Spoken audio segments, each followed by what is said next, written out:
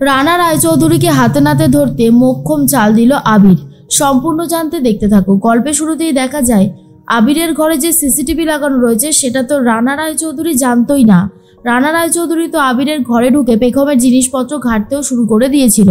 আর ঠিক সেই মুহূর্তেই সমস্তটা ভিডিও ফুটেজে দেখে নিচ্ছে আবির আর বলে, এই রঞ্জনবাবু লোকটা তো বড্ড বেশি অন্য রকমের লাগছে। ব্যাপারটা কি? উনি আমার ঘরের এইভাবে ঢুকেছিল কেন? আর পেখমের জিনিসপত্র নিয়েই বা ঘাটাঘাটি করছিল কেন? ব্যাপারটা তো অন্য রকমের লাগছে। কিন্তু কি চাইছেন উনি? এখন থেকে দেখছি ওনাকে একটু চোখে চোখে রাখতেই হবে, এছাড়া আর কোনো উপায় নেই।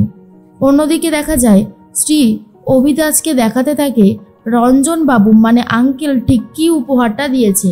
তখনই অভিতাজ বলে, আঙ্কেল এসবের কিন্তু কোনো দরকার ছিল না, তুমি শুধু শুধু এতগুলো টাকা খরচা করলে। স্বর্ণালী তখন বলে, সেই তো, আশীর্বাদটাই হচ্ছে মেন জিনিস, আপনি ওকে আশীর্বাদ করুন, দেখবেন ও ঠিক সুখী হবে। তখনই রানা রায়চৌধুরী বলে, আজকে থেকে স্ত্রীর সমস্ত দায়িত্ব তো আমার, মানে আমাদের। এমনভাবে কথা বলতে থাকে যেন স্ত্রীকে অভিতাজ না বিয়ে করছে, যেন এই রানা রায়চৌধুরী। কিন্তু কেউ তো সেটা বুঝতে পারছে না। রানা রায়চৌধুরী বলে, স্ত্রী হচ্ছে আমাদের বাড়ির একমাত্র বৌমা, তার জন্য এটুকু করতে পারবো না? আমি বিদেশে যা কাজ করতাম সেই সব টাকাই তো জমিয়ে রেখে দিয়েছিলাম, আমার তো খরচা করবার মতন আর কেউ নেই। তাই অভিতাজের বউকেই আমি সব রকমের সব জিনিস দিতে চাই।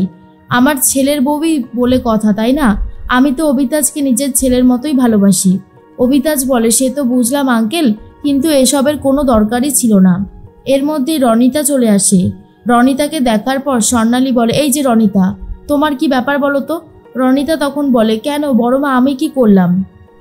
তখনই রনিতাকে বড়মা বলে, তুমি কোথায় ঘুরে ঘুরে বেড়াচ্ছ? রনিতা বলে, আমি কোথাও ঘুরে ঘুরে বেড়াচ্ছি না বড়মা, এই বাড়িতে সবার চোখের আড়ালে অনেক কিছুই ঘটছে। আর তখন স্বর্ণালী বলে, মানে কি বলতে চাইছো তুমি? তোমার কথা তো আমি কিছুই বুঝতে পারছি না। রনিতা বলে, কথাটা খুবই সাধারণ, এবার তুমি বুঝতে পারবে। আসল কথাটা হলো, আমি আবিরের ঘরে ওই ঝুমুরকে দেখছিলাম। অবশ্য দরজা দেওয়া ছিল না ঠিকই। আবির পেখমের সমস্ত ভিডিও ছবি ঝুমুরকে দেখাচ্ছিল আর অনেক কথাও বলছিল। স্বর্ণালী তখন বলে, আমি এমনিতেই ওই মেয়েটাকে সহ্য করতে পারছি না, আমার প্রচণ্ড রাগ হচ্ছে। তারপরে যদি আবির এই সমস্ত কাণ্ডগুলো করতে থাকে তাহলে সামলানোটা খুবই চাপের হয়ে যাবে। এর মধ্যে আবির চলে এসেছে।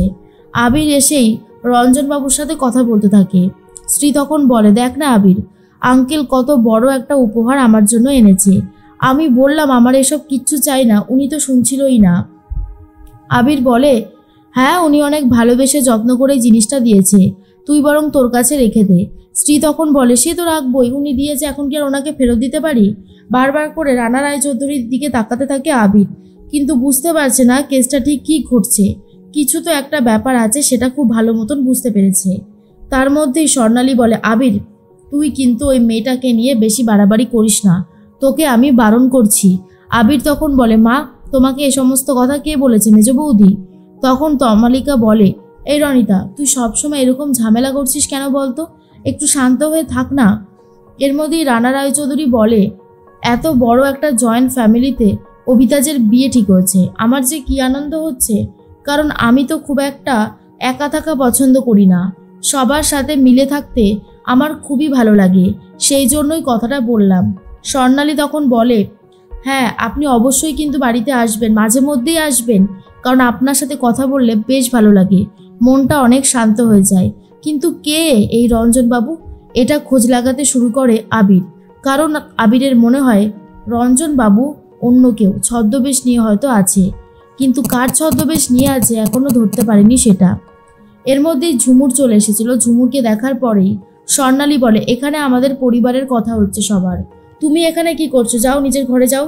এই বলে ঝুমুরকে তাড়িয়ে দেয়। ঝুমুর তো নিজের ঘরে চলে যায়। রানা রায়চৌধুরীর যে স্বভাবটা ছিল সেটা এখনও আছে। রানা রায়চৌধুরী বলে, কি যেন নাম তোমার? ঝুমুর, তাই তো? তোমাকে দেখতে কিন্তু খুবই সুন্দর, পুরোপুরি পেখমের মতন, মাই লিটল প্রিন্সেস। আর আবারও সেই সমস্ত অসভ্যতামি শুরু করতে চাইছে। এরপর তো ঝুমুর খুবই ভয় পেয়ে যায়। রানা রায়চৌধুরী বলে, জানো তোমার মতন মেয়েদেরকে আমি অনেক কাজ দিয়ে থাকি, তোমার তো একটা চাকরি হলে খুবই ভালো হয়, তাই না? তুমি চাইলেই কিন্তু একটা চাকরি করতে পারো।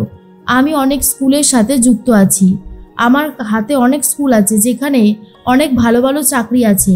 তুমি যদি চাকরি করতে চাও তাহলে অবশ্যই আমাকে বলবে, আমি তোমার জন্য ব্যবস্থা করে দেব। এই বলেই ঝুমুরের দিকে এগিয়ে যেতে থাকে। ঝুমুর তো খুবই ভয় পেয়ে যায়।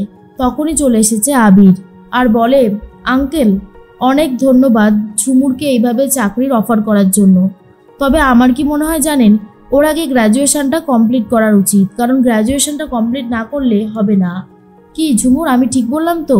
তুমি তো অভাবের জন্য পড়াশোনাটা করতে পারোনি। তোমাকে যদি আবার সুযোগ দেওয়া হয় তুমি নিশ্চয়ই সেই সুযোগটা কাজে লাগাবে, কি তাই তো? এর মধ্যেই পেখম মানে ঝুমুর মনে মনে ভাবতে থাকে, এই লোকটাকে আমার খুব ভয় লাগছে। আসলে রানা রায়চৌধুরী এমনভাবে কথা বলেছে ঝুমুরের সাথে যে ঝুমুর খুব ভয় পেয়ে যায়। এর মধ্যে আবির তখন বলে, রানা রায়চৌধুরী আর এই লোকটার মধ্যে অনেক মিল আছে। আমি জানি না ইনিকে, তবে সত্যিটা আমাকে জানতেই হবে।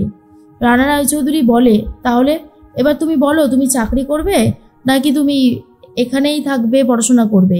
ঝুমুর তখন বলে, আমি তো চাকরি করতে চাই। আবির তখন বলে, বাহ, তাহলে তো খুব ভালো ডিসিশনই নিয়েছো। তুমি যখন চাকরি করতে চাইছো তখন আমার কোনো সমস্যা নেই, আমি তোমাকে অবশ্যই চাকরির জায়গাতে নিয়ে যাব। এর মধ্যেই রানা রায়চৌধুরী বলে, ঠিক আছে আবির, আমি তাহলে আসি। ও আর একটা ব্যাপার বলছিলাম যে, তুমি যখন ঘরে ছিলে না, তোমার ঘরে আমি এসেছিলাম।